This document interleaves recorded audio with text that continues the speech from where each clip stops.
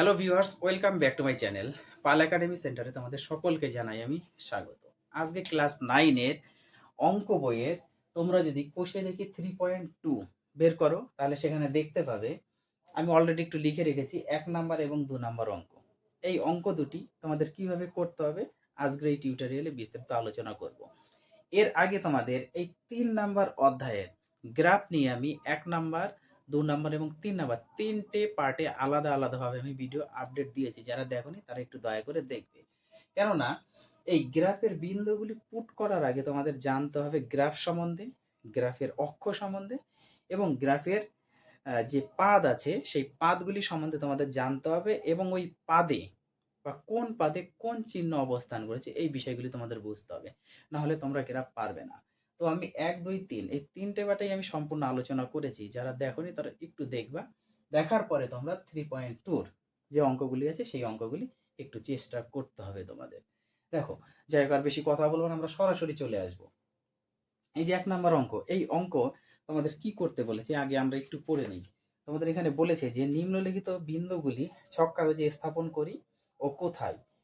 অক্ষের উপর বা অথবা কোন পাদে অবস্থিত সেটা আমাদের লিখতে বলেছে। তার মানে এই বিন্দুগুলি আমাদের কোন অক্ষের উপর অবস্থান করেছে বা কোন পাদে অবস্থান করেছে এই বিষয়ে আমাদের এখানে টেস্ট করতে হবে।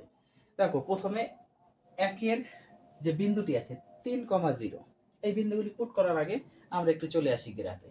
তোমরা দেখতেই পাচ্ছ আমি একটু গ্রাফের মতো আঁকিয়ে রেখেছি, যদিও অতটা ভালো হয়নি, তবু আমি চেষ্টা করেছি যেন তোমরা বোঝো সেইভাবে আমি একটু লিখে আঁকিয়ে রেখেছি। তো গ্রাফ করতে গেলে আমরা কি করি, সরাসরি তোমরা স্কেল দিয়ে নিবে, আমরা এই মিডিলে সরাসরি একটা দাগ নেই, তাই না? তো আমি এখানে এই যে তীর চিহ্ন দেখতে পাচ্ছ এখান থেকে এতটুকু সরাসরি দাগটা নিয়ে, সেটা হচ্ছে এক্স। এক্স অক্ষের ধনাত্মক দিক, এক্স অক্ষের ঋণাত্মক দিক, তোমরা সকলেই জানো এটা গ্রাফের অক্ষ যেটা বোঝায়। আর এদিকে আমি নিয়েছি ওয়াই অক্ষ, একটা ধনাত্মক দিক, একটা পজিটিভ, একটা হচ্ছে ঋণাত্মক দিক। আর এই যে যেটা মূল বিন্দুতে মিলিত হয়েছে সেটা হচ্ছে আমাদের কি মূল বিন্দু। তাহলে কোন দাগটা নিয়েছি, এই দাগটা আর এই দাগটা, তাহলে এইটা হচ্ছে আমাদের মূল বিন্দু, তাই না? এটা হচ্ছে মূল বিন্দু যার স্থানাঙ্ক 0,0 আমরা অনেকই শিখেছি। এইবার আসি 3,0। 3,0 দেখো, 3,0 মানে প্রথমে এক্স এর মান থাকে, তারপর ওয়াই এর মান, তার মানে মূল বিন্দু ছিল আমাদের 1, 2, 3, তাহলে এইখানে আসবে। আর ওয়াই তো জিরো, জিরোর তো কোনো ভ্যালু নেই, তাহলে আমরা এখানে বিন্দুটা বসাতে পারি 3,0। তাহলে এই যে 3,0 এই বিন্দুটা কোথায় আছে দেখো তো, এক্স অক্ষের উপরে আছে। এক্স অক্ষের উপর অবস্থান করেছে এবং সেটি ধনাত্মক দিকে অবস্থান করেছে, বোঝা গেছে? পরের বিন্দুটা যদি আসি আমরা 0,8, এবার 0,8, 0 মানে এক্স এর মান, এক্স এর কোনো ভ্যালু নেই, তাহলে আমাদের ওয়াই এর ঘর 8 পর্যন্ত যেতে হবে, সেটা পজিটিভ দিকে।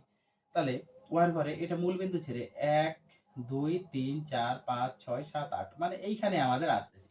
তার মানে এবার এটা খেয়াল করো তো, এটা কোন অক্ষে আছে, ওয়াই অক্ষে আছে না? ওয়াই অক্ষের কোন দিকে আছে, ধনাত্মক দিকে এটা অবস্থান করেছে, মানে ওয়াই অক্ষের উপরে ধনাত্মক দিকে অবস্থান করেছে এই বিন্দুটা। এবার যদি আসি আমরা -5,0, -5 মানে প্রথমে এক্স এর মান এক্স এর নেগেটিভ দিকে আসবে, তাহলে মূল বিন্দু ছাড়ো 1, 2, 3, 4, 5, তাহলে এইটা হচ্ছে আমাদের -5, আর জিরোর তো ভ্যালু নেই, তাহলে এই বিন্দু হচ্ছে -5,0। তাহলে এই বিন্দুটা কোথায় আছে, এক্স অক্ষের উপরে ঋণাত্মক দিকে অবস্থান করেছে, আর এটা ছিল আমাদের 0,8। ওয়াই অক্ষের উপরে ধনাত্মক দিকে অবস্থান করেছে।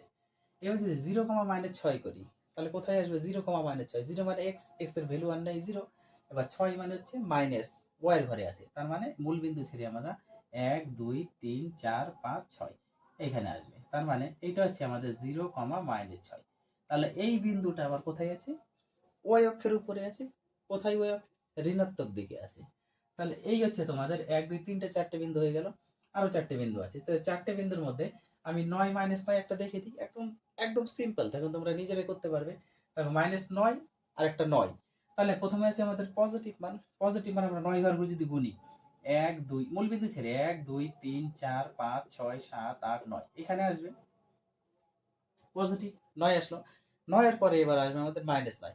মাইনাস থাকলে -9 মানে নিচের দিকে আসবে, তাহলে নিচের দিকে, তাহলে এই বিন্দু ছেড়ে 1, 2, 3, 4, 5, 6 আর এইভাবে দুটো হবে 7, 8, 9। তার মানে এইভাবে আমাদের আরো দাগ আছে, তাই না? এইভাবে আমাদের আরো দাগ আছে। তাহলে এইভাবে যদি আসে তাহলে এই বিন্দুটা আমাদের দাঁড়াচ্ছে কত, 9, -9। তাহলে এই বিন্দুটা দেখো তো, এই বিন্দুটা কোন অক্ষে আছে অবস্থান করেছে? এটা হচ্ছে আমাদের এই অক্ষ, এই হচ্ছে অক্ষ। তাহলে হচ্ছে চতুর্থ পাদ না? চতুর্থ পাদ। তাহলে এই বিন্দুটা হচ্ছে চতুর্থ পাদে অবস্থান করেছে, চতুর্থ পাদে অবস্থান করেছে। বুঝতে পেরেছো? তারপরে যদি আমরা -4, -5 যদি নেই, তাহলে -4 দেখো মূল বিন্দু থেকে 1 2 3 4 এখানে আসবে -4, আসার পরে এই বিন্দুতে আসার পরে আবার -5 আসবে নিচের দিকে, 1 2 3 4 5 এইখানে আসবে। তাহলে -4, -5 এই বিন্দুটি কোন পাদে আছে? কোন পাদে আছে? 1 2 3 3 নাম্বার পাদে আছে, অর্থাৎ তৃতীয় পাদে অবস্থান করেছে। তাহলে এইভাবে তোমরা এই বিন্দুগুলো এখানে পুট করবা, নিজেরা পারবা। কারণ 1 2 3 এই তিনটে পার্ট যদি দেখো, তাহলে আজকে এই বিন্দুগুলো তোমরা নিজেরাই পারবে। এবার আসি আমরা 2 নম্বরে। বলছি ছক কাগজে এক্স ও এক্স ড্যাশ এবং ওয়াই ও ওয়াই ড্যাশ পরস্পর লম্ব অক্ষ টেনে যে কোনো 5টি বিন্দু স্থাপন করি যারা তৃতীয় পাদে অবস্থিত। বাহ, খুব সুন্দরভাবে বলেছে। দেখো, আমরা একটা অক্ষ নিই, সাপোজ একটা অক্ষ নাও, এইভাবে আমরা অক্ষ নিই, একটা এক্স ও এক্স, এটা এক্স, এটা এক্স ড্যাশ, তাই না? আর এটা যদি আমরা নিই, এটা ওয়াই, এটা ওয়াই ড্যাশ, এটা হচ্ছে মূল বিন্দু, এটা হচ্ছে মূল বিন্দু। এই যে অক্ষ ছক কাগজের মধ্যে তোমরা টানবে, তোমরা ছক কাগজে টানবে, কিন্তু আমি সরাসরি এখানে তোমাদের একটু বোঝানোর চেষ্টা করছি, তোমরা এইভাবে গ্রাফের মধ্যে টানবে। ওকে, তাহলে এক্স ও এক্স ড্যাশ হয়ে গেল অক্ষ, আর এটা ওয়াই ও ওয়াই ড্যাশ হয়ে গেল, দুটো অক্ষ টেনেছি। তারা বলছে 5টি বিন্দু স্থাপন করি যারা তৃতীয় পাদে অবস্থান করেছে। তাহলে তৃতীয় পাদে যদি অবস্থান করে, প্রথম দ্বিতীয় তৃতীয়, তৃতীয় পাদে অবস্থানের কথা, আমাদের এক্স এর মানও নেগেটিভ থাকবে এবং ওয়াই এর মানও নেগেটিভ থাকবে। তার মানে কি? এক্স এর মান নেগেটিভ, ওয়াই এর মানও নেগেটিভ, মানে তৃতীয় পাদ মানে কি? এক্স এর ভ্যালু নেগেটিভ থাকবে এবং ওয়াই এর ভ্যালু নেগেটিভ।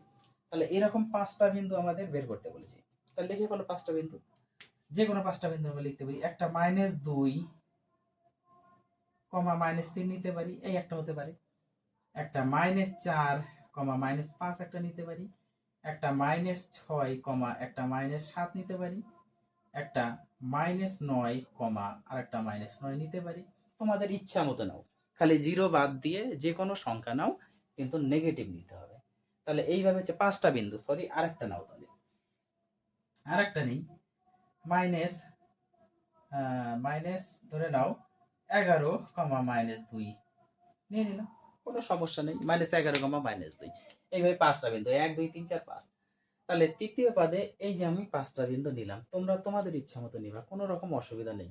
আমি যেটা নিয়েছি এটাই যে লিখতে হবে এমন কোনো কথা না, খালি আমাদের দেখতে হবে যে এক্স এর ভ্যালু আমাদের নেগেটিভে রাখতে হবে এবং ওয়াই এর ভ্যালু আমাদের নেগেটিভে রাখতে হবে। যেহেতু তৃতীয় পাদ বলেছে, সেহেতু আমরা নেগেটিভ রাখবো। তাহলে এই হচ্ছে তোমাদের 1 নাম্বার এবং 2 নাম্বার গ্রাফের যে সলিউশন, সেই প্রত্যেকটা সলিউশন কিন্তু হয়ে গেল। তো এই দুটো বিন্দু তোমরা একটু নিজের থেকে করবা, পারবা তোমরা, আমার মনে হয় তোমরা নিজেরাই পারবা, কোনো রকম সমস্যা হবে না। তো এই গ্রাফের প্রত্যেকটি অঙ্ক তোমরা একটু প্র্যাকটিস করো। তোমাদের এই যে 4টে ভিডিও যে আপডেট হবে এই ভিডিওটা দিয়ে, এই 4টে ভিডিওতে তোমরা শুধু শিখলা যে কোন অক্ষের দিকে অবস্থান করেছে, কোন পাদে আছে এবং বিন্দুগুলো কিভাবে পুট করতে হয়, এটা তোমরা শুধু শিখলা। বিন্দু দেওয়া আছে, আমরা শিখলাম। এর পরবর্তী যে পার্টগুলি আসবে, আমাদের বিন্দু বের করতে হবে, বিন্দু বের করে তারপর আমাদের সেখানে এক্স এর ভ্যালু এবং ওয়াই এর ভ্যালু বের করতে হবে গ্রাফ করে। এটা হচ্ছে তোমাদের মেন টপিকস আসবে পরবর্তী পার্টে, তোমাদের সাথে আমি আলোচনা করব। আগে তোমরা এই বেসিকগুলা তোমরা একটু শেখো। যাই হোক, তাহলে আজকের মতো এখানে শেষ করছি, আবার দেখা হবে তোমাদের সাথে পরবর্তী পার্ট নিয়ে।